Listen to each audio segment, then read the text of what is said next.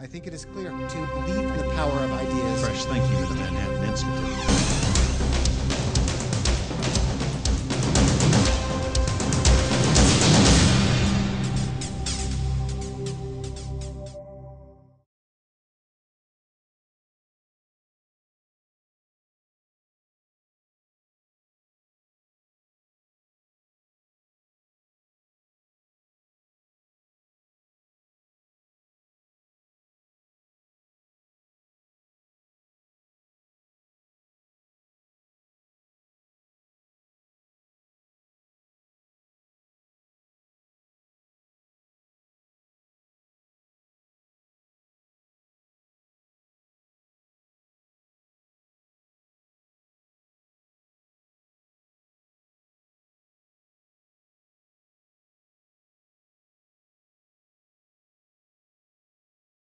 Good evening, everyone. My name is Charles Sahm. I'm the Deputy Director of the Center for State and Local Leadership at the Manhattan Institute. Thank you all for joining us this evening. Today is Veterans Day, so let me begin by saluting all our veterans. I know we have at least one veteran watching online. He happens to be my brother, Sergeant First Class Keith Sahm, who served in Iraq. And I know we have a... Thank you. And I know we have at least one veteran in the audience, Major Tim Connors, who served in Afghanistan, among other places.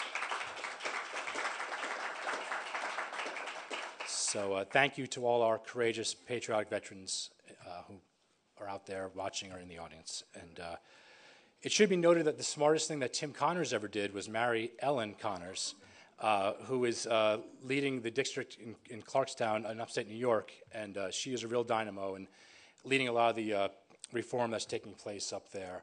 And we have a lot of educators in the audience, policymakers. It's a distinguished audience, and I thank you all for joining us. And we also have New York's former Commissioner David Steiner, who is now back at CUNY, where he is launching a new policy center. So thank you, Dr. Steiner, for joining us. I also want to acknowledge the Lewis Calder Foundation, which supports the Manhattan Institute's work on curriculum in the Common Core. Thank you, Holly, wherever you are. And as I said, we have a very distinguished audience, so we're going to try to get to questions and answers in a little while and get you in as part of the discussion. We also have people watching online via the internet. And for our internet viewers, the Q&A portion will start in a little over an hour. And you can tweet questions to hashtag #CoreCounts or hashtag CCSS.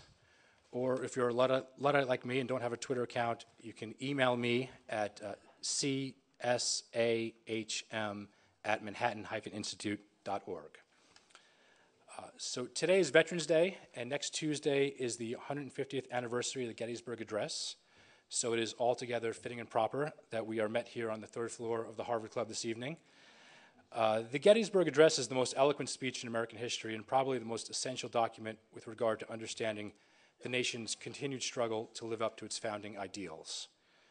Sadly, however, a shocking new study reveals that 86% of high school seniors believe that Abraham Lincoln was a vampire slayer.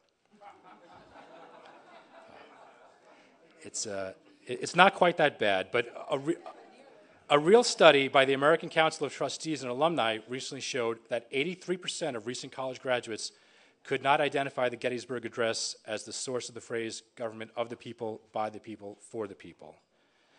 Another recent survey conducted by Lynn Munson's organization, Common Core, found that 57% of the nation's 17-year-olds weren't able to place the Civil War within the correct 50-year time period.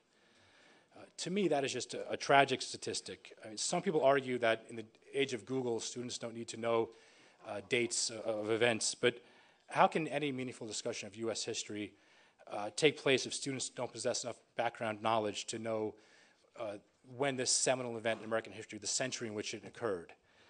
How can one be a true democratic citizen of this republic? Tonight, we are honored to have a group of speakers who are working hard to reverse the national decline in civic knowledge. The Manhattan Institute is particularly proud to be co-sponsoring tonight's forum with the Gilder Lehrman Institute, which has done more than anyone over the past 20 years to promote the study and appreciation of American history. I have the privilege of introducing the organization's executive director, Lesley Herrmann, this evening. For those of you who don't know, the Gilder Lehrman Institute of American History was founded in 1994 by Dick Gilder and Lou Lehrman. A few years ago, the Manhattan Institute awarded them our William E. Simon Prize for Social Entrepreneurship. And in their acceptance speeches, Dick Gilder and Lou Lehrman gave glowing tributes to Lesley and mentioned what a triumph her leadership has been. Over the past 20 years, Lesley has guided the Gilder Lehrman Institute from a small operation that held seminars for a couple dozen teachers here in New York into a national organization that today reaches thousands of teachers and tens of thousands of students each year. Lesley will tell you more about the Gilder Lehrman's efforts in a moment, but if you're interested in supporting their work, I suggest you pay a visit to one of their schools, one of their first schools that they've opened, that they're affiliated with, the Academy of American Studies in Queens, which is really something to see. As you know, Queens is pretty much the most diverse place on the planet Earth, and immigrant students from nearly every nation you can think of are learning the compelling stories of historical figures like Washington, Hamilton, Jefferson, Frederick Douglass, and forming solid bonds with their new homeland. The school proves that when children are told the great saga of American history, they will also learn to love America. Of course, it is not just immigrants, but natural-born citizens who need to become reacquainted with the American story.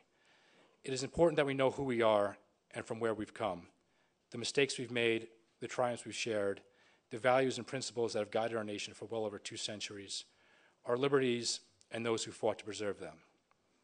By helping us to recover our national past, the Gilder Lehrman Institute is ensuring that America's spirit and ideals will live well on into the future, and that our nation will remain, as Lincoln said, the last best hope for all mankind. Please join me in welcoming the Executive Director of the Gilder Lehrman Institute, Lesley Herrmann.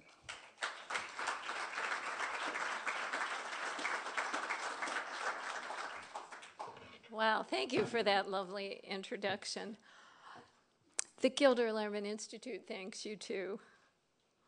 We are very delighted to be talking to you tonight and co-sponsoring this panel because each one of us here tonight believes that the Common Core state standards offers us an opportunity to improve students' knowledge of American history, the founding documents and principles, and civic awareness. So we're here tonight to share our thoughts and to hear back from you on this very fraught topic, which has many facets, and I think that you will have a lot to say as well. But I think it's time that we air the pros and the cons.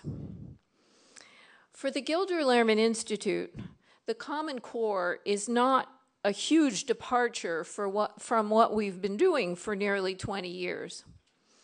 That is, engaging teachers and students with primary source documents that bring them into personal contact with the words, the ideas, and the lives of the men and women who made our history.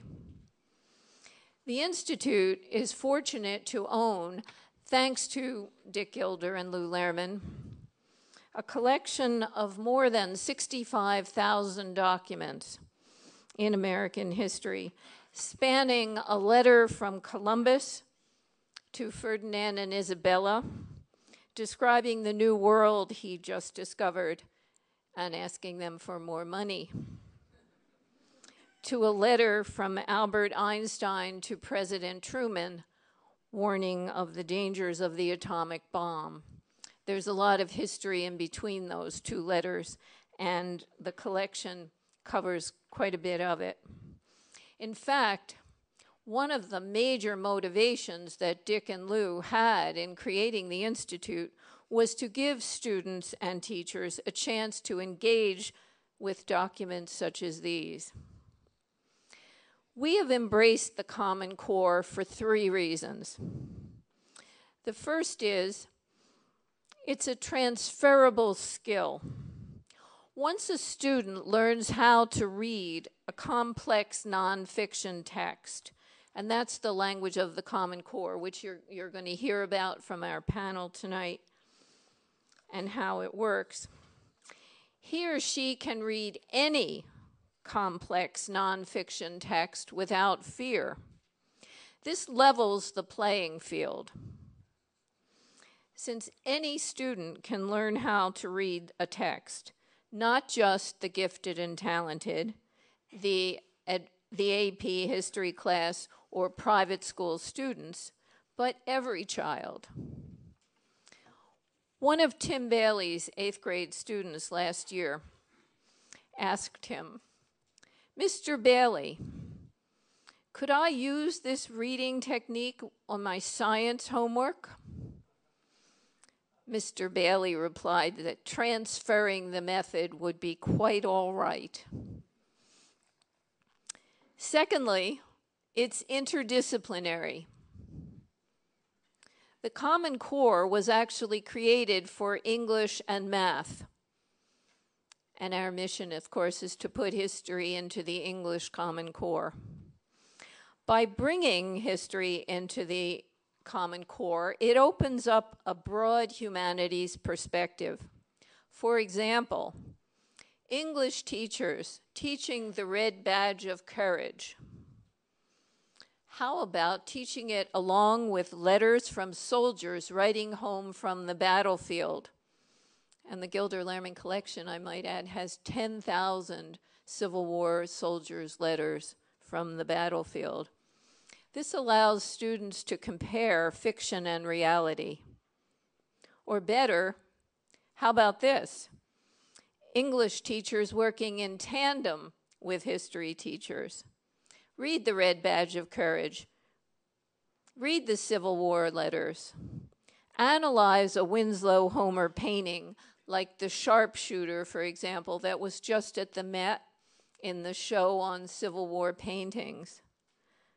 Or look at Civil War photographs and have your heart break. Listen to Civil War songs. When we train teachers in our Teaching Literacy Through History program, we pair English and history teachers from the same school. And then they go back and teach like this, and the students benefit, and the teachers love it too. Finally, the third point, it offers an unfiltered experience.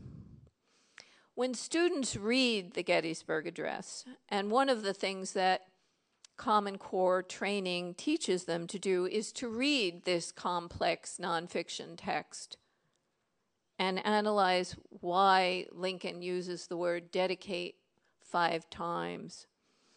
Or the letters of John and Abigail Adams, some of the great love letters of all time. They learn to analyze and evaluate for themselves the actual words, ideas, and emotions of the writers. This unfiltered engagement with the text eliminates biases, the biases either of teachers or textbooks. I would just add one brief note about materials. Teachers are thirsty to learn how to use the Common Core. Indeed, they're required to use it in 45 states, and they need help in how to do it. We have some evidence of just how thirsty they are for good resources. Last year, the Lewis Calder Foundation gave us a grant to create 48 online units on a wide variety of topics in American history that could go into the English Common Core. We launched these units about 6 weeks ago. To our shock, we did no fanfare, no advertising. We had so many teachers go online for these units that we crashed the website. More than 77,000 users came to the site the first week. We had to go back and recreate the website, and now it's fixed. You can go and look. But what's happened is that every week after, it's been growing and growing, which tells us that word of mouth is at work here. And it's been about 80,000 plus users a week going to use these units. So we think we're on to something worthwhile, and we'll let the panel tell you about it. Thank you.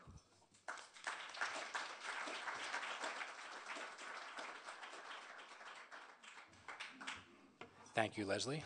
I'm going for the obvious joke. I think you're website had a lot more visitors than the Obamacare website over the past month. But I will now turn things over to Sol Stern. Sol Stern is a man who needs no introduction, mostly because I forgot to write one. But he's been talking about content and curriculum long before the Common Core was ever a gleam in David Coleman's eye, and writing about what Massachusetts has done, how that's a model for the nation, how the brilliance of E.D. Hirsch and core knowledge, the importance of background knowledge, and he deserves a lot of credit because long before a lot of people were focused on the importance of content and curriculum, Sol Stern was writing about that. So without further ado, let me turn it over to Sol Stern.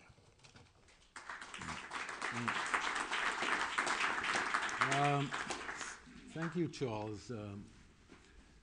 We have a new format here, I've been told. These are going to be more like Charlie Rose seminars instead of the old panels. So it's always been my secret desire to play Charlie Rose, and I hope PBS is watching, and it's very enjoyable. Anyway, I'm going to be your moderator tonight. And let me begin with some brief observations that I hope will start a good conversation.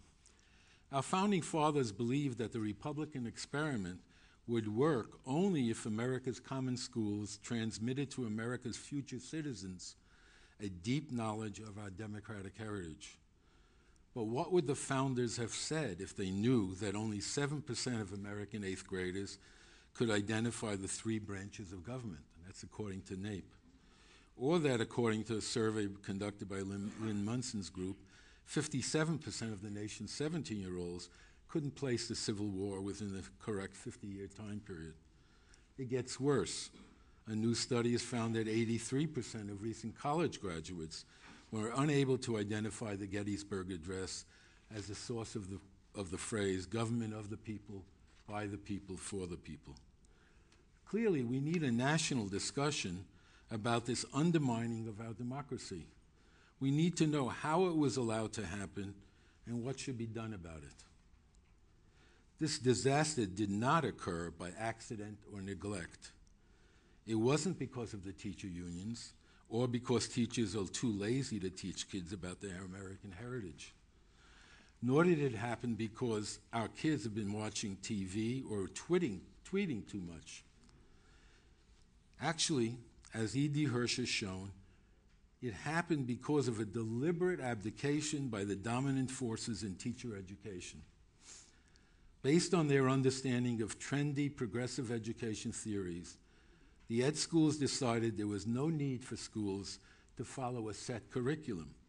And without a set curriculum, there isn't much chance for the teaching of American civics in our classrooms. I could see this happening 2 decades ago at my children's famous elementary school, PS 87, on the Upper West Side of Manhattan.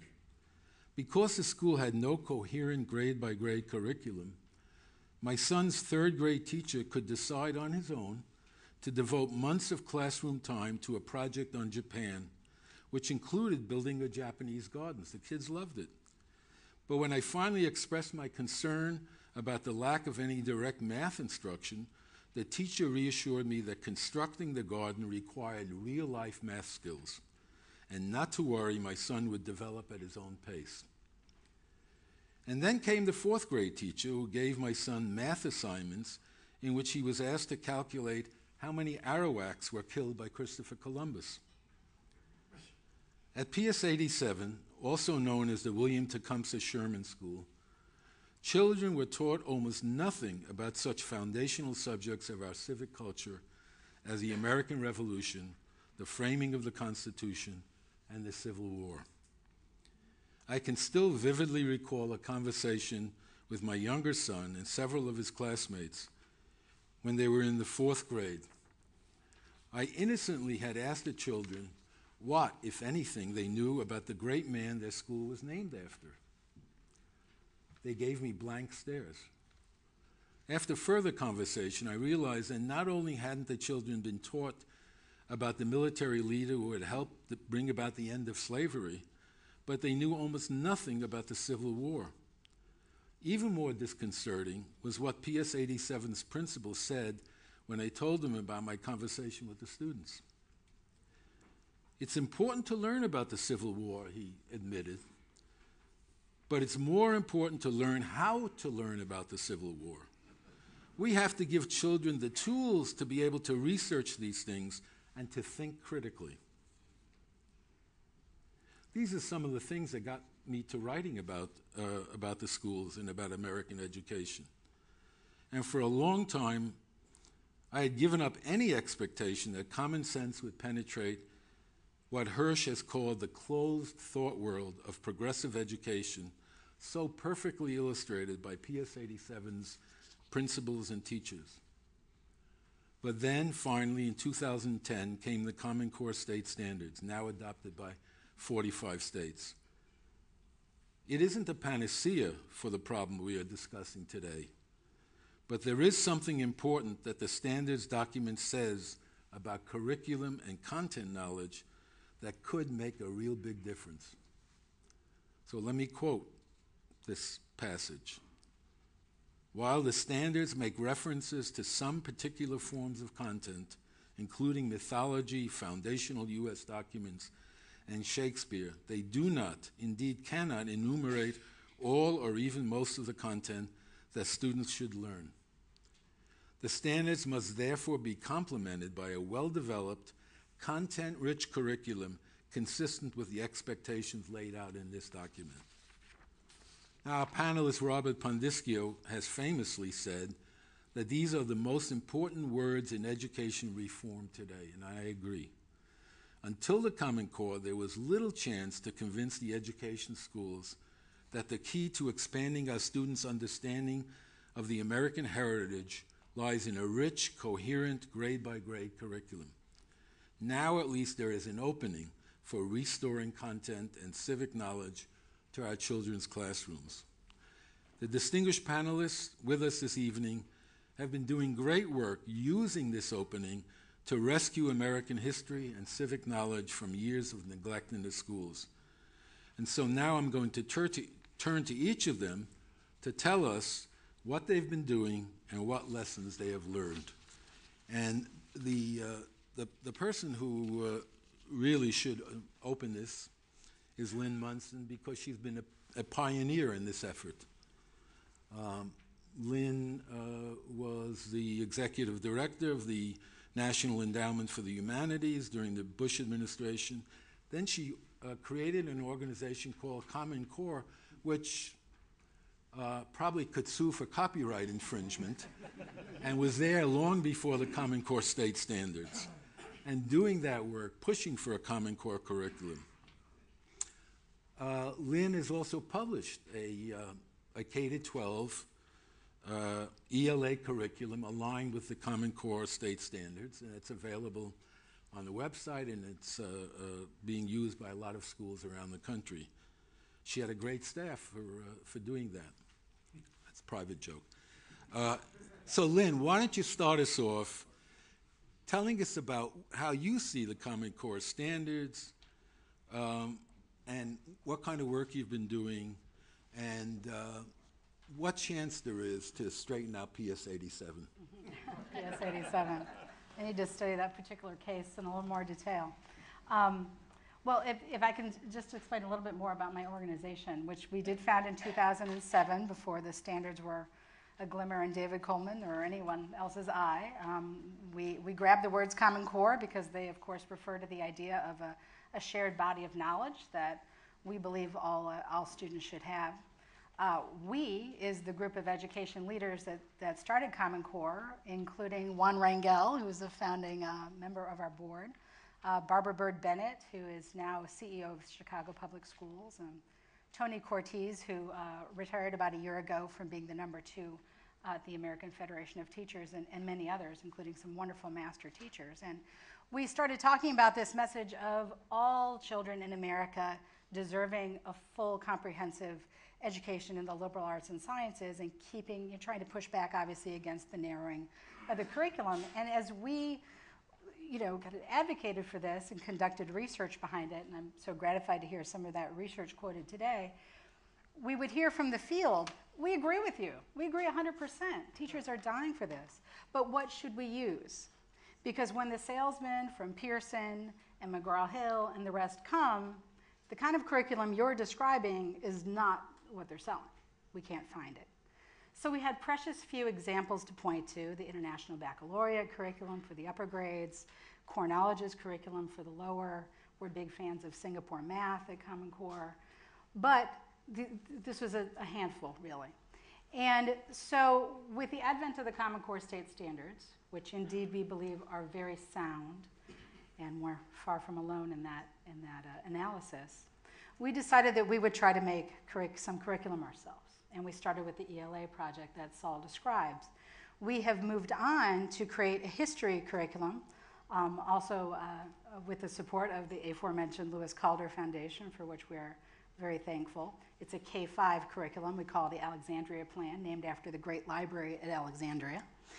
And now we are doing a very large-scale mathematics curriculum project, in fact, for the New York State Education Department, creating what we hope will be the most faithful interpretation of the Common Core state standards yet to date in mathematics. So all of these curriculum materials and the PD that we do associated with them have one thing in common, and that is, I'd say, an emphasis on, but really more of an obsession with getting the content right. Choosing just the right content that we know students need in the course of their education so that they graduate with a deep grasp of not just history, but of course the numerous subjects that should be counted as part of the Common Core. And the work has been wonderfully embraced. Even here in the very political state of New York, where we have this high-profile math curriculum, I have to tell you, it's been very warmly embraced. And in fact, we often hear from teachers, they say, if these are the kind of books you're telling me I can use in the classroom now, if this is the kind of teaching I can do, I love the Common Core state standards. I didn't know that they could mean this. So what we find in the standards that is so helpful creating content-rich curriculum, particularly in history, I'll turn to history, is not just the fact that there is indeed this kind of somewhat additional, though I have to say somewhat exaggerated in public debate, emphasis on informational text. That's certainly helpful to those of us who want to promote more history in the curriculum. But it's really the standards themselves and the emphasis, the new and very strong emphasis they base on the close reading of text, not just for the purpose of excavating out evidence and knowledge, which is essential, whether you're talking about primary documents or beautifully written kind of children's literature in history, but also an emphasis on looking at author's craft. And what I love about this obsession that the standards have with close reading is that if the standards are implemented faithfully, they're going to drive so many mediocre texts out of the classroom. Our schools have become very wide users of basals. Well, basals are collections of largely mediocre second and third rate works, sometimes by notable authors, but that were affordable and could be put in the basal. They're huge users of leveled readers or leveled texts. These are books that are by and large almost kind of machine produced to have a certain level of vocabulary and complexity of sentence structure so that they count as being on grade level. They are not books that have been crafted by authors, both in their words and illustrations, and with an emphasis obviously on essential content, particularly in history. And so I actually brought with me, I hope you don't mind, a couple of visuals, because everyone's going to wonder what these books are here if I don't show you now anyhow.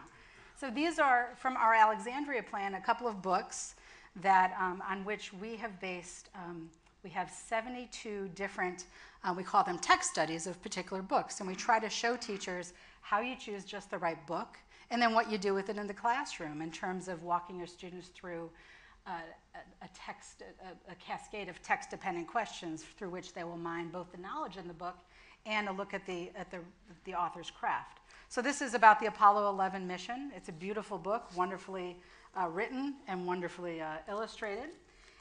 And this is, if y'all might know Peter Cease, he has numerous wonderful books, but this is his book about what it was like to grow up behind the Iron Curtain. He was a child in communist Czechoslovakia. So I just, this is the real stuff. I think you're going to see basals going out You're going to be seeing good books coming into the classroom. And after all, you can't start a revolution in bringing, knowledge of history back into the classroom unless you're working with the right stuff. So I think that's the most important thing the standards hold for history. Thank you, Lynn. And our next panelist is Stefanie Sanford. Stefanie led the Gates Foundation's education reform efforts, including supporting the creation of the Common Core State Standards. She's now at the College Board working with David Coleman to make sure these standards are implemented in a way that translates into improved learning and outcome for our students. And I'll turn over the mic to her and ask, how's it going? What is the College Board doing in relation to building up the study of the American heritage in the earlier grades? Well, it's an exhilarating place to be right now, and I feel very privileged to have the opportunity to be working with David and working at the College Board as an institution at this time in history. First, thank you for including me here, and thank you for including me on this dais with, giants of an issue that I care very much about. I actually did my dissertation on and wrote a book about sort of the implications of on civic participation of the generational change and technological advance, and did that before I went to the Gates Foundation. And so it's a conversation that I find extremely important, and was able to bring the things I learned at the Gates Foundation now to the College Board on this critical question. I think it's important to go back, not surprisingly, to some of the founding documents. And actually, I went back and thinking to prepare as I was reading the bios of the people here on this panel, and to look at what Thomas Jefferson had to say about the role of education in a democracy. And there were sort of three things that I thought were particularly apropos to the conversation that we're having tonight and in an ongoing way. One, if a nation expects to be ignorant and free, it never was and never will be. The second, each student should understand his duties to his neighbors and his country and discharge with competence the function confided in him by either. And then finally, the qualifications for self-government in a society are not innate. They are the result of habit and long training. So in essence, in those phrases, Jefferson lays out a framework for civic engagement. And I think that's implicit in the design of this panel, and that is you must know things, you must understand things, and you must create and practice habits of being civic. Said more simply, being civically competent takes work, and it is clearly work worth doing. And at the heart of our work at the College Board, that's our mantra now. What is work worth doing? During my time at the Gates Foundation, from the earliest days through the time that we worked on the Common Core, we were creating and supporting schools that would prepare young people for college work and citizenship. And we found that there were a lot of overlaps to the skills and sensibilities that help one be successful in all three of those things, but they're also distinct enough that we needed to call them out separately. So I think in building on Jefferson's claim, the notion of civic education, it shouldn't stand alone or apart. I agree very much that it is part and parcel. It is at the heart of all schooling. So I think those components are, again, implicit in the design, and we're going to speak to different ones of these. But first, that you need to know things. And that demands a command of civic content. You need to know certain facts and materials and the origin of the nation and the great conversation that has ensued since. You can't be civic and civically competent without knowing those things. You need to understand and attend to things to develop a civic sensibility. I think that goes to close reading. So you can think about close reading, which says, first you go to the text before you go to your opinion or your feelings. And also if you think about that in the public sphere, that also means listening carefully to opponents or to others in the public sphere. Something that seems to be, at least in our politics, missing. And then you need to do things. A willingness to engage in civic participation, how to apply this knowledge and this sensibility out in the world. And I think these things are all interrelated. And I think you'll really see that as the rest of the panel rolls out.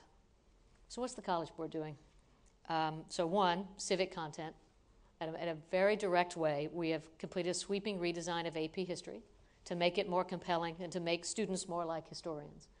Done a good job historically of covering content, and we've gotten feedback from teachers and others that actually, and you'll see this, and being very aligned with the sentiment of the core, which is to allow teachers more freedom to engage more deeply, perhaps not a Japanese garden, but more deeply in the flexibility to slow down what's often been a rush over content. So sometimes a list of unrelated facts that don't then give students the opportunity to study the founding documents or to study particular periods, be able to analyze and write about it analytically and really engage on those topics. The new course frameworks focus on both this content and this skill of close reading. So the second thing, what we found out, is that the effects of these redesigns and history and government, one of the most powerful aspects of young people being in this high-quality coursework of civics and history is, yes, they're learning content and skills, but they also create a powerful sense of citizenship and empowerment. I mean, it's almost banal to say that if you work hard that you feel more empowered, but we also find that if you work hard, in rigorous content in civics and history and government, that you actually feel more civically empowered. So a top priority at the College Board has been to assure that low-income students and students of color actually have access to these courses. So we've offered scholarships and AP Civics and History teachers in schools with more than 50% minority or free and reduced lunch and low-income students. And over the past 10 years, the number of African American and Latino students in AP Civics and U.S. History courses has grown at 2 to 3 times the rate of white students. More specifically, since 2003, African American students have achieved the largest increase in participation of any ethnic group in U.S. government and politics, increased by 133%. And since 2003, Hispanic students have achieved the largest increase in participation of any ethnic group in U.S. history, increased by 138%. Simply, these courses are designed to help students master content, an important precursor, but also engage in the analysis and argument about important topics. And those two things together then build their confidence in their ability to engage in civic life. And you've heard now, you see this sensibility in the Common Core, which is infusing content knowledge of the important civic documents and build this attentive sensibility to text and argument. The Core requires reading of American founding documents, the Declaration of Independence, the preamble to the Constitution, the Bill of Rights, and Lincoln's second inaugural. It emphasizes the important reading of historical documents, including the Federalist Papers and others. But in addition to mastery of these seminal documents, the reading standards, as you've heard, and I'm sure we'll hear, they promote the close reading and deep understanding of the author's arguments, word choice, in all texts. Not to jump right out to opinion, not to jump right out how this is relevant to your life, not to jump into the biases that a teacher might have, but is a deep attention to the text itself. This sensibility, willingness to attend to others' arguments, those of leaders who came before or those who you are engaging with in your community or in political debate, before jumping to your own opinion, is at the heart of mature and productive civic engagement. So then that goes to the third, if you think about the third, which is then how do you bring this out into the world? And actually, I think we're going to hear from the rest of our panelists about that. But I believe these two educational components are sort of the critical preparation for meaningful engagement. The irony is that I laid out these components in the area that I think that sort of Jefferson laid them out, and they seem logical to me, that you master content, you develop a sensibility to be able to engage with that content, and then you go out into the world. And actually, my own research and others says that actually young people today have it absolutely inverse. They know, as we've heard from Saul, they know very, very little about the specifics of American history or the mechanics of our government. They tend to be conflict adverse and so reticent to actually get into arguments. But they are very civically minded, i.e. they volunteer, they feel very much like they have a duty to engage in their communities, but they see fundamentally that civically engaging and volunteering in their communities is good, and that being involved in politics or civic life or sort of American democracy is not. And it is our work at the College Board and elsewhere, and I think in this enterprise, to change that. Thank you, Stefanie. Our next panelist is Tim Bailey. Tim is an on-the-ground practitioner in this business. He was named the National History Teacher of the Year. He's now at the Gilder Lehrman Institute, and he's working and has devised their new Teaching Literacy Through History program. So Tim, tell us what that's all about, related to the standards and how it's working. Well, thanks, all.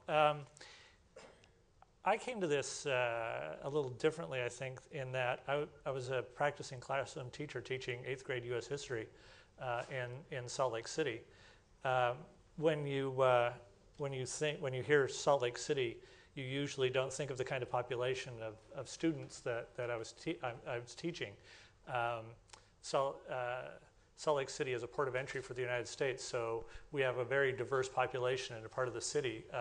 The school that I was teaching at has about almost a 90% free and reduced lunch program and 26 native languages at the school.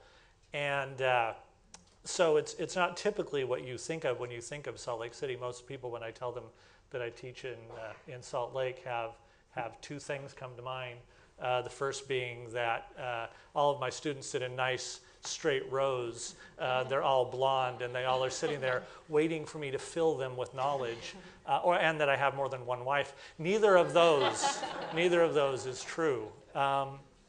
So the challenge of teaching the population of students and so many second language learners, to me, was a matter of practicality, not theory. I had to come up with a means to do so. And my own background led me to doing that in teaching history. My bachelor's degree is in history, but if anybody's ever tried to get a job as a history teacher, that can be difficult at times. So I became an elementary teacher and got my master's degree in literacy and reading. So using history as a vehicle for teaching reading and literacy, to me, that was no stretch. That was just what I did. So when the Common Core came along, at that time, we were deep into No Child Left Behind. And the screws were really being put tight on a lot of schools to make adequate yearly progress, or there were some serious consequences if you didn't do so.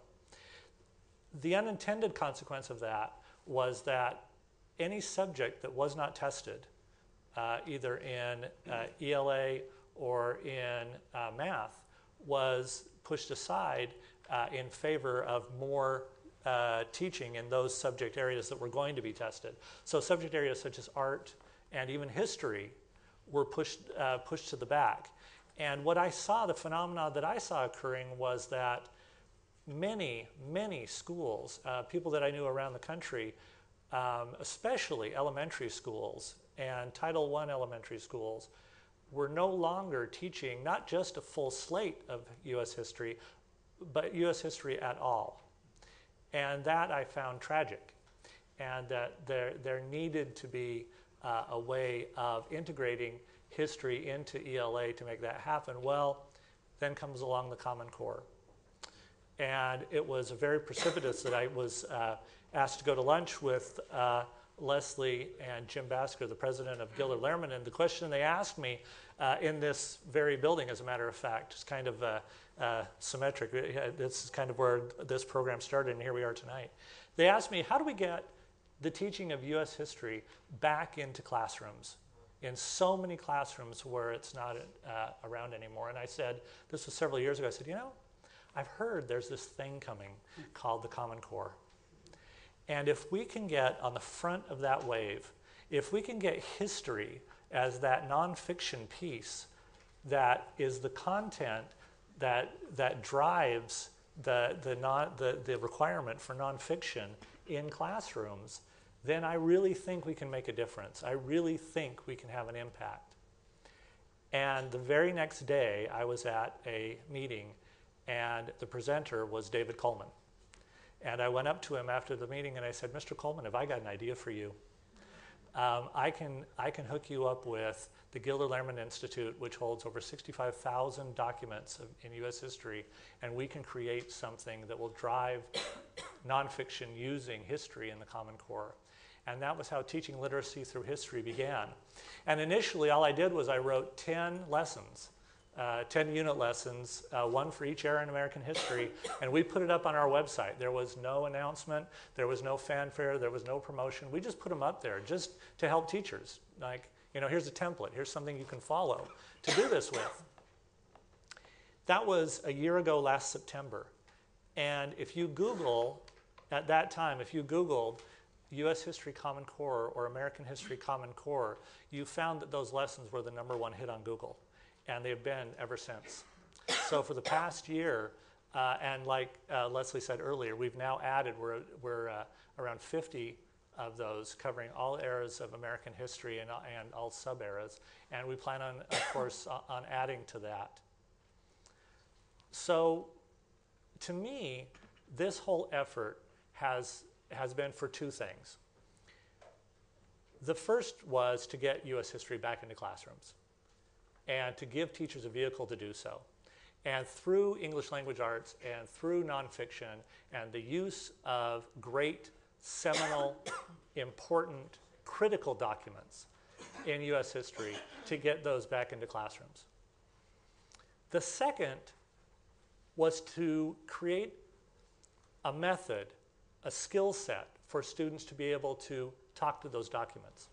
I mean, the most powerful way to read the Declaration of Independence is to have Jefferson tell you what he's thinking, not to have the teacher tell you what Jefferson is thinking, not to have a textbook or any other secondary source tell you what Jefferson has to say. But in order to do that, you've got to give the students the skill set necessary to do that. And that's the second piece. The great content is the one thing. The second is giving the students the skills to be able to take the content and let it speak to them. And so the Teaching Literacy Through History program, that's what it is. It's showing teachers. As a teacher, one of the things that drives me crazy, and it drives lots of teachers crazy, is so often people are always telling you what to do, right? You need to integrate your curriculum. You need to scaffold for the students. You need to develop methods that you meet the needs of all learners, right? But they never tell you how, right? Well, that's what this program was designed to do. As a classroom teacher, to me, that was the most important piece. Yes, tell me what to do, but now could you show me how to do it? And so that's really what not only our curriculum but our professional development program is designed to do, is to meet that need. The end goal of a teacher is to create academic independence in your student. By the end of the school year, that student should no longer need you. That's the idea, right? You get them to the point where they don't need you anymore. They're ready to walk out of your classroom into the next level, that next classroom, and they don't need you. Hopefully they still like you, but they don't need you anymore. And that's really what I believe the Common Core is striving for, to create academic independence in our students so that they can be the ones who interpret what Jefferson and Lincoln and Roosevelt have to say and not have to have somebody tell them what they had to say to them. Thank you, Tim. Our next panelist is Juan Rangel. We're pleased to have Juan join us from Chicago, where he runs the United Neighborhood Organization. Manhattan Institute gave Juan its Social Entrepreneurship Award back in 2009 for the great work he does in Chicago promoting citizenship among the Latino community and improving education through his network of 13 charter schools. So Juan, tell us a little bit about your own charter network, the Making Americans Project, and how it relates to the Common Core. Absolutely. Thank you very much. First and foremost, thank you to the Manhattan Institute for having me here as well. We actually run 16 schools now. We've grown every year. We've added a few more schools, including this year. We added 2 more schools to our network of charter schools in Chicago. Just to give you a little sense of the organization, our schools are spread out across the city of Chicago. Primarily, our focus is primarily Latino neighborhoods. It's a community that we've been working with for over 25 years now. Our student population, we educate about 7,500 students, mostly Latino, 98% of them Latino, most of them immigrant or of immigrant families. 93% of them are below or at poverty rates. So it kind of gives you a sense. Why Making Americans is very important to me and to the organization is, I think, first, I'm not an educator, but I think what we try to do is transform communities with the schools, utilizing the schools as an anchor to change and transform those communities for the better.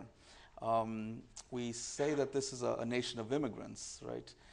But I'm not sure that the commitment of this country is there to help immigrants transition into full-fledged Americans. And I think that's why Common Core is such an important vehicle for that, because we see it. I think we see it in our kids. Most of them are born here, but I would say about 20% of them are undocumented.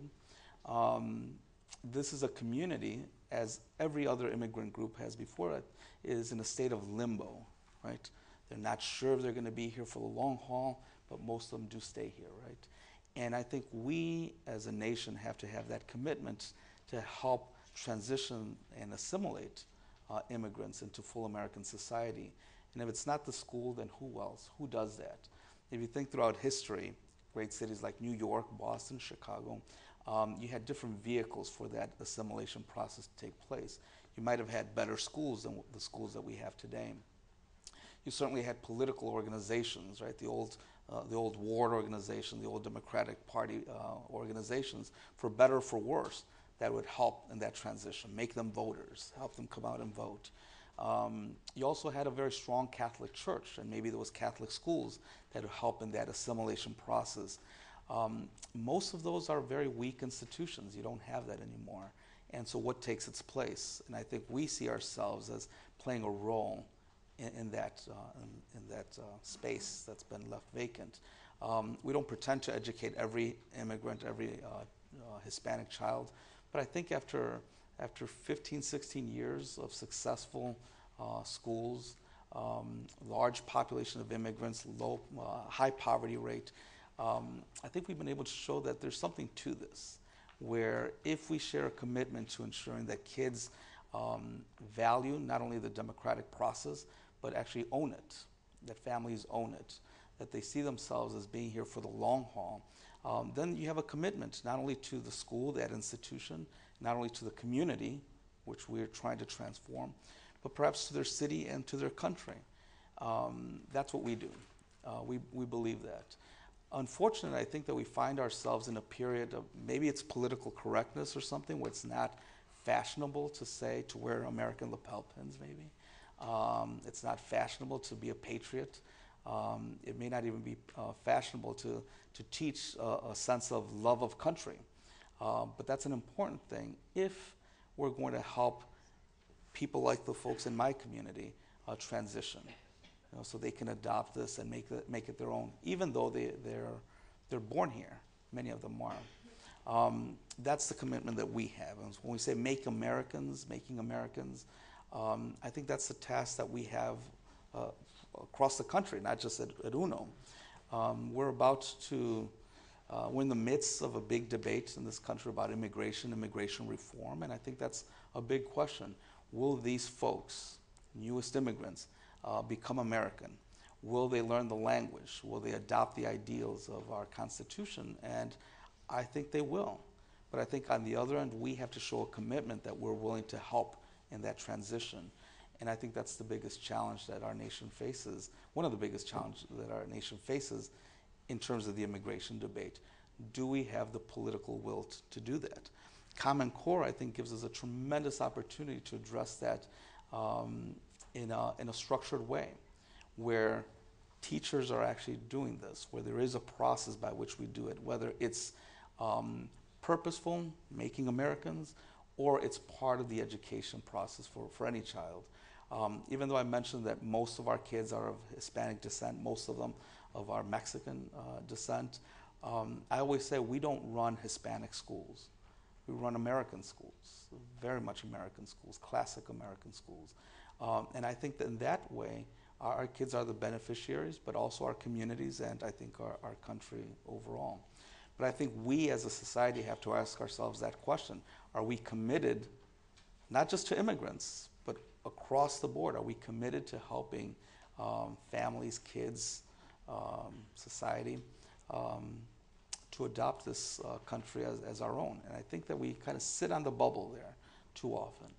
And we've made it a point as an organization in Chicago to do this for our community. It's very challenging because it's not necessarily the most popular route to take.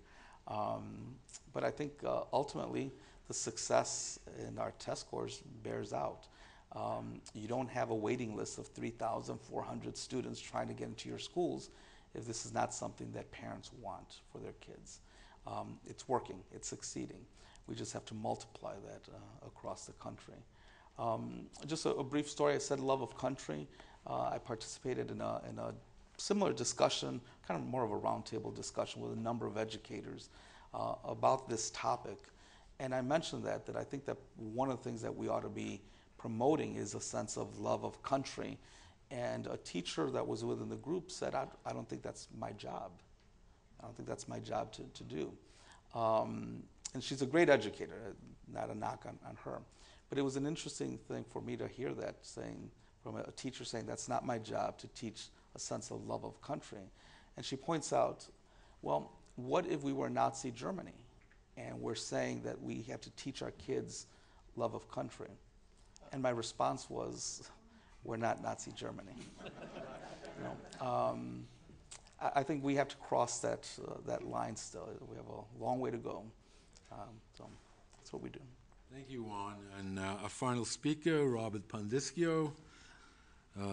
Robert's himself a former public school teacher, elementary school in the South Bronx, and has been the vice president of the Core Knowledge Foundation, and now is with Democracy Prep Charter Schools and their new project, Citizenship First. So, Robert, what do you have to say about William Tecumseh Sherman? Thank you. William, what would you like to know about William Tecumseh Sherman? I wish more of my students could even pick him out of a police lineup. I'm furiously writing notes because I'm not going to say anything that I expected to say based on wanting to respond to the panelists. A thought came to me, which is this. Look, if you want to make Americans give kids a good education. Now, note I did not say a good education in civics or history, which is what I was expecting to talk about. Just a good education, period, full stop.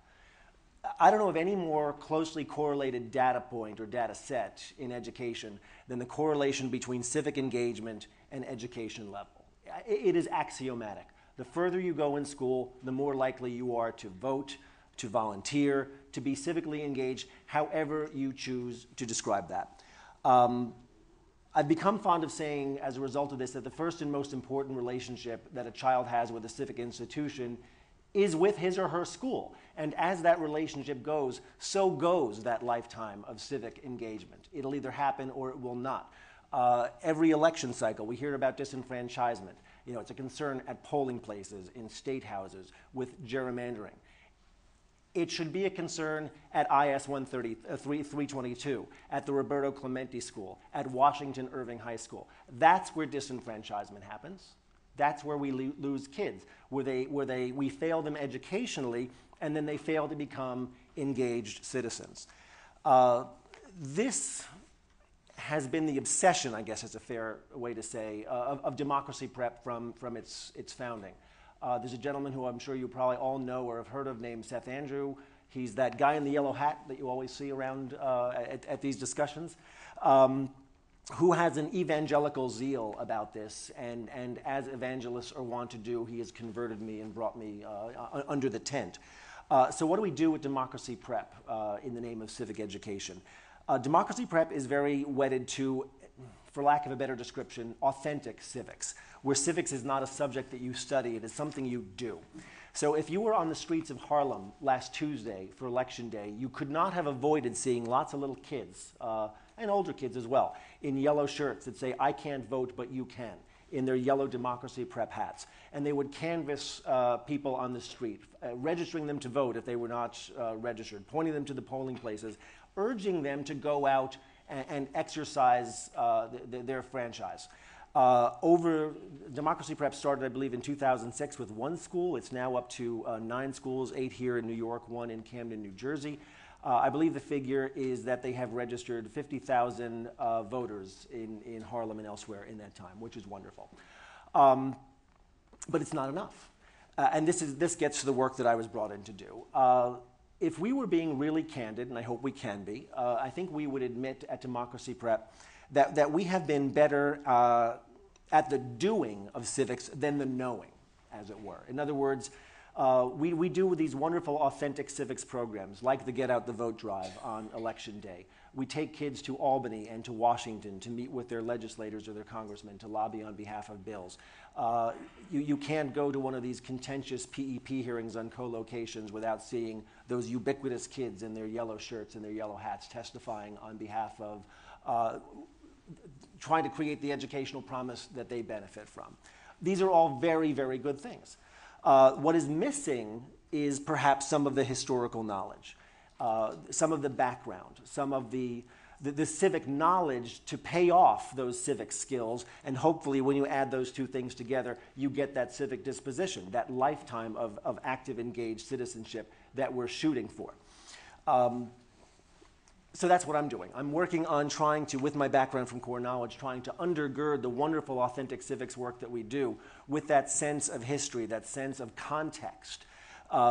One quick note on Common Core. I have been, for better or for worse, quite an advocate of Common Core over the years, and I've taken quite a lot of heat from it from some nominal allies that we all know. People who have been very much on the side of a content-rich education. So at the risk of going in a slightly different direction, one of the things that concerns me, we're listening to all the panelists talking about what a great, good thing Common Core is, and I agree. Because it does pay off what Don Hirsch and others have talked about over the years, that kids really do need that broad bit of knowledge to become well-educated, to become civically engaged. But let's not underestimate the threat. This is not a done deal. I fear that we have won the Common Core struggle, as it were, but we are very much in danger of losing the implementation. What I mean by that is that, and with all due respect, I'm hearing a little bit of the panel, I worry that we're going to lose our way if we focus too much on things like text complexity and close reading. Yes, these are skills that we should have, but they are still skills.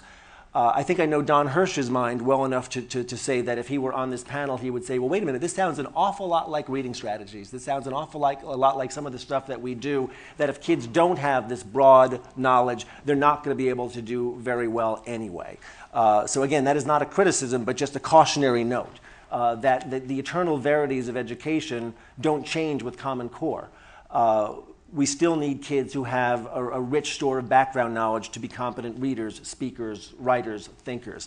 All of these wonderful skill sets that we want to emerge from Common Core will not be built on a foundation of sand. You have to have that rich, deep background knowledge, or all of these good outcomes will not happen, and 20 years from now we'll have another panel just like this and say, who lost Common Core? And then there's the political opposition as well. One of the things that has dispirited me, and Saul, you've written eloquently about this to your great credit, the folks who have been typically in this camp, folks on the political right, to be blunt, who have supported the work of E.D. Hirsch and others like him, have been also on the front lines of criticizing Common Core and have been very disappointed by that. At a time where I feel like we should be saying, look, we've won.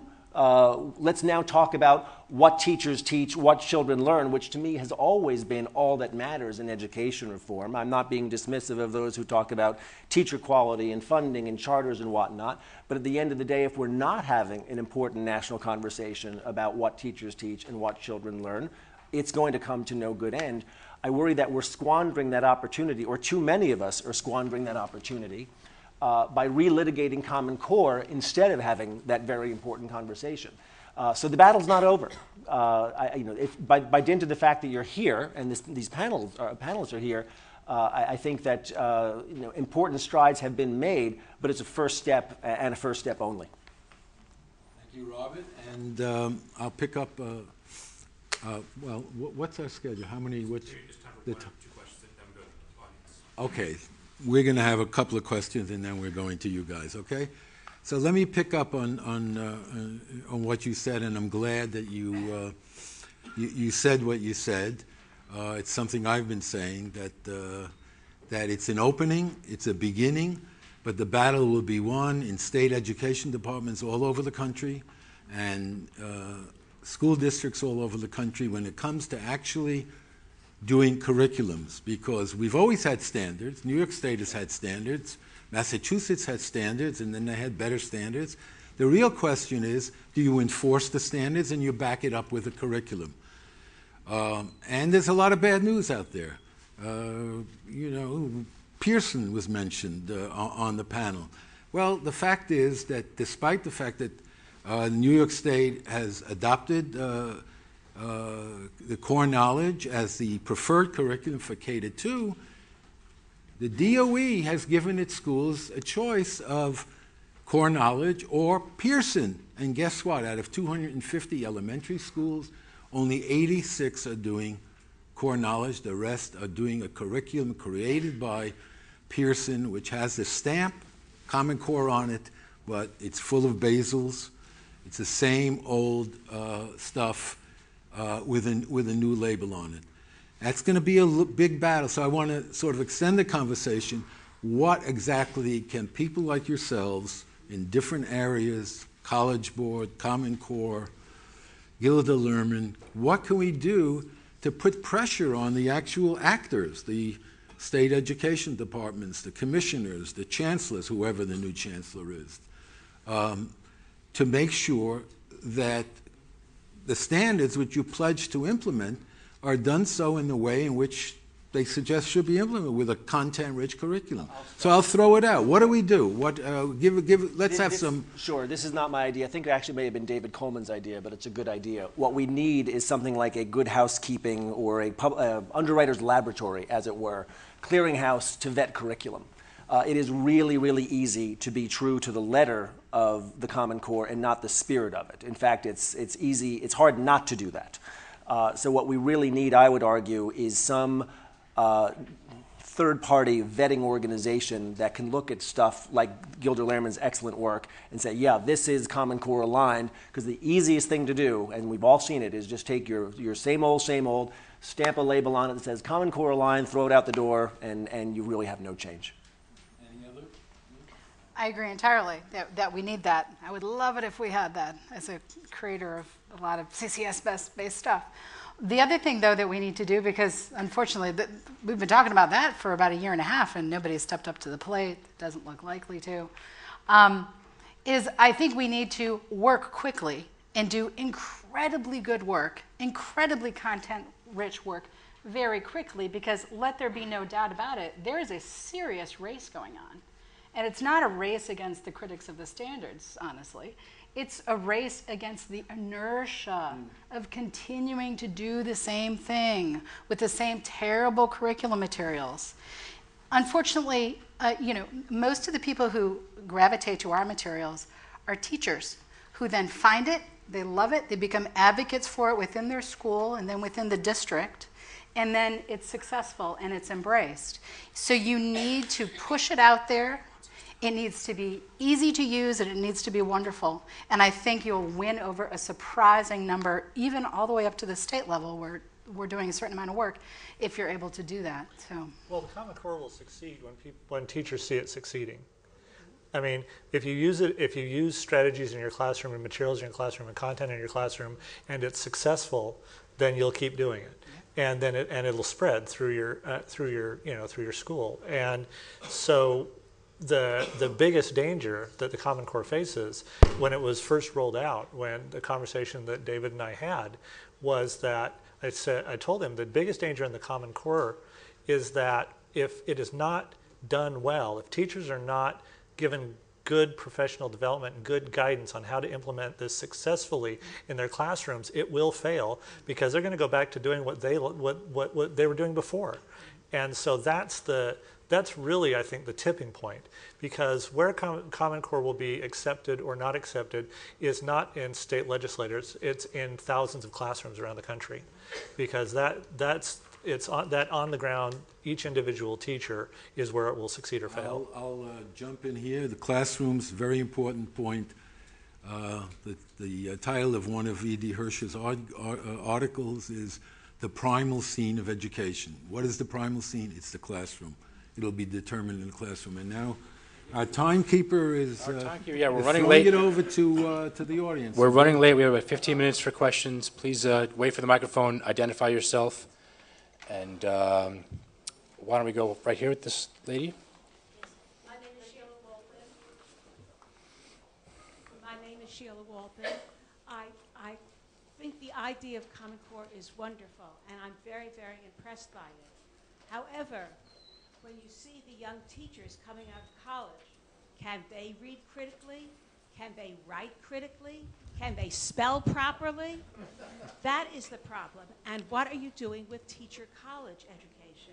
If I can add to that, I believe No Child Left Behind had a stipulation there that teachers were supposed to major in their subject matter. And there's been some improvement in the number of history teachers who've majored in history. So maybe you could tie those two things together. Anybody want to take that up? What about the teachers? It's still a problem at the elementary level, that's for sure. One of the big challenges with core knowledge is finding teachers who are themselves comfortable with the content. This is anecdotal, but one thing I'm encouraged by is to see how many new teacher training outlets we have. David Steiner, who's here, started what is now the Relay School of Education. Match School in Boston has one. I'm now reading that the Harlem Village Academy is starting their own teacher training. You're starting to slowly see a reduction of this kind of hammerlock that states have on state certification. That can only be a good thing. There's also, the Department of Education has introduced an idea that teacher colleges, teacher prep programs are graded. And so that as teachers come out of those programs, that after their first, second, third year, their performance is evaluated, and then those are reported out. And so colleges will have an incentive because they're going to be ratted on for for turning out lousy teachers, and so that's given credit for turning out very good teachers. And I know that's something that's an idea that's been. I don't know at what point it's at, but I know it's an idea that's been running through the Department of Education. Okay. Michael Myers? The great Michael Myers. Thank you. I'm Michael Myers, Executive Director of the New York Civil Rights Coalition. I want to ask the question about the criticism of the Common Core, and want to address the fundamental three issues of Common Core criticism.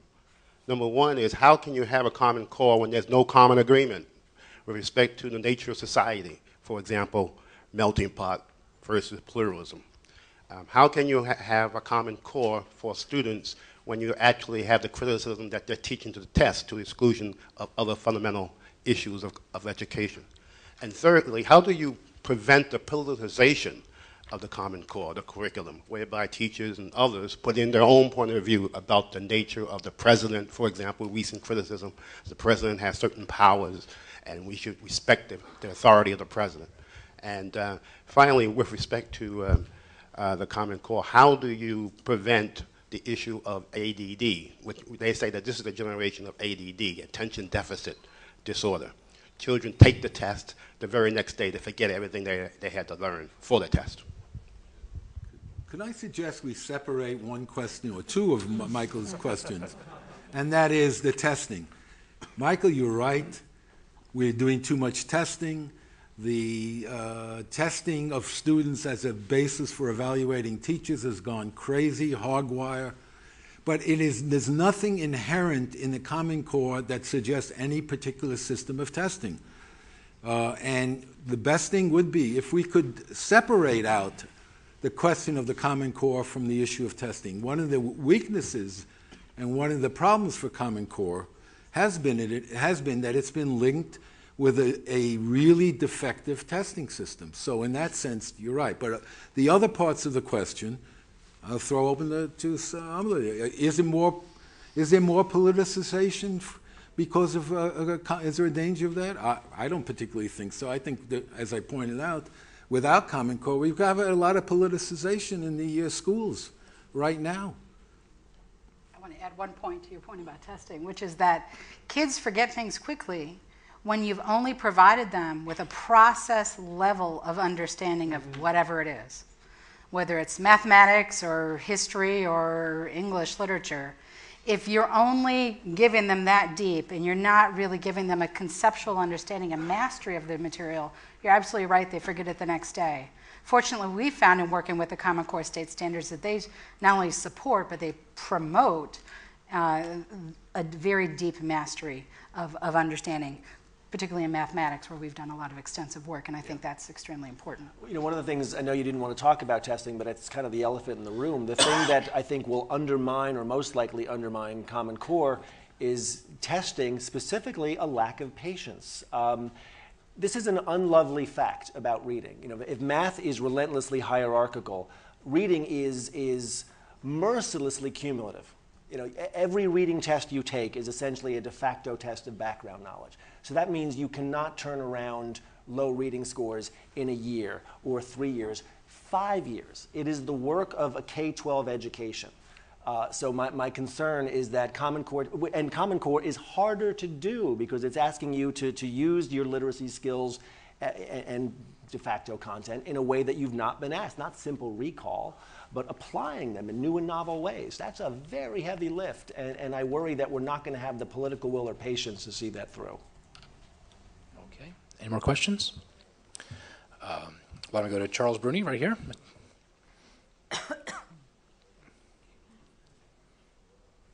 Hi, Chuck Bruni, trustee, and I don't think this question is really appropriate, but I'm very concerned about the excessive teaching of self-esteem in K through 12. And I think we can cut 15% of hours, I have no idea the number, out and teach something better. And I don't think you can really teach self-esteem. It has to be earned. So I want to abolish the self-esteem teaching. Any chances? So let me address that.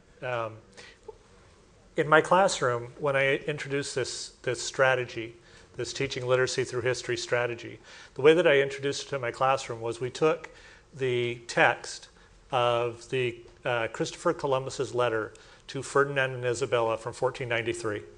And I took it to my inner city 8th graders, and I said, we're going to study this. And okay, so I survived the experience, but it was close because I about have a revolution on my hands in my own classroom.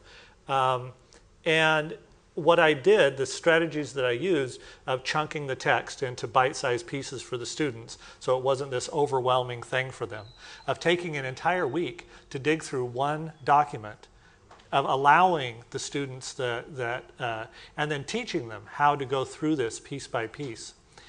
And in the end, having them write an argumentative essay on this 15th century piece of writing. And what I told the students was, this is very difficult. This is very, very challenging. And you're going to have to work very, very hard to understand what Columbus is trying to say to you. But in the end, what you're going to be doing is something you're going to be asked to do not just in high school, but in college. This is a level of understanding, a depth of knowledge for yourself that you're not only going to learn what Columbus has to say, but then I can take another document and put it in front of you, and if you can use those same strategies to figure out what Jefferson has to say or what Lincoln has to say. What that did for the students as far as self-esteem was unbelievable. And do you know the students that thrived the most on this thing that we were doing with them, take a guess on who loves it the most? The lowest kids, right? The second language learners, the special education students, your students reading significantly below grade level, because all of a sudden you just gave them the key. And so you've unlocked Columbus for them. And so the self-esteem just radiate through the room because all of a sudden they can do what their classmates who they could never have competed can do. and that leaves the classroom with them. See, I think what Tim is pointing to is not so much dedicating time to self-esteem or teaching self-esteem for a child or where everybody's a winner, but I think it speaks to the quality of teaching. I think we The have time artful. for one final question we have time for. Okay, this gentleman right here in the second row. Hi, Anthony with Visionary Capital Partners. I'm just concerned, I very much care about education reform, and this curriculum seems very important to implement, but we seem to be living in some unprecedented times in terms of we have so many different municipalities, state and cities that are facing potential default on their bonds, and we all know that when states and cities are facing budget crises, cuts go across the board for all departments, fire department, sheriff department, police, education.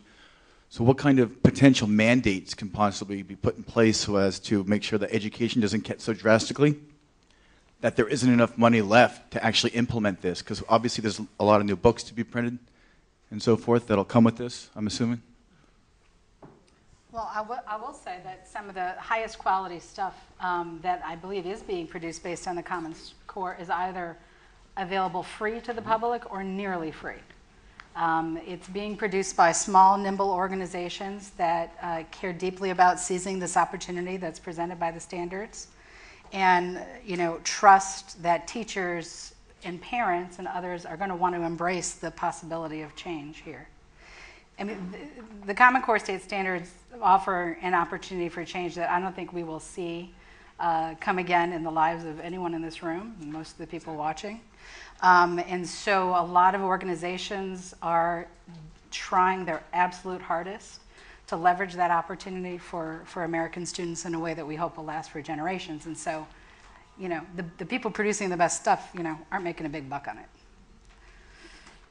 Okay, well, it's 8 o'clock on the dot, so please join me in thanking all our panelists.